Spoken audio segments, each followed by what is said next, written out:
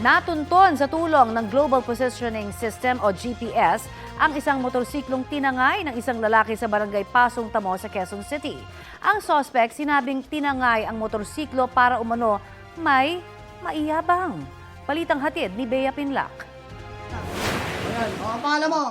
Nasa ilalim ng lamesa at nakadapa sa sahig ang 34 anyos na lalaking ito habang inaaresto siya ng pulisya sa barangay Pasong Tamo, Quezon City. Huli kita ha, sa salang pagnanakaw ng motor. Ang lalaki, suspect sa pagnanakaw ng motorsiklo sa barangay Greater Fairview nitong Martes ng gabi.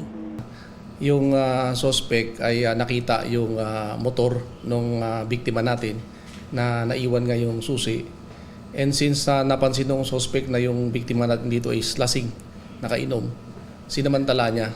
Tinangka pero nabiguraw mahabol ng biktima ang suspect na sinakyan ang ninakaw niyang motorsiklo para makatakas.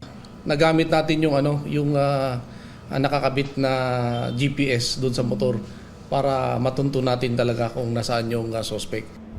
Naaresto kinabukasan ng suspect matapos siyang ituro ng kanyang mga kaibigan na kainuman niya noon. Ang unang paliwanag ng suspect, ando po yung susi. Kaysa makuha po nung iba, inano ko lang po, itinabi ko lang po yung motor. pero kalaunan sabi niya, Nilayo ko yung motor na hindi po alam nung may-ari. Pumunta lang po ako dun sa tambayan na may ganun po ako. Para iyabang lang po. May motor akong ganun. nahaharap sa reklamong paglabag sa anti-carnapping law ang suspect na ayon sa pulisya ay may record na rin dati ng kasong theft. Bea Pinlac, nagbabalita para sa GMA Integrated News.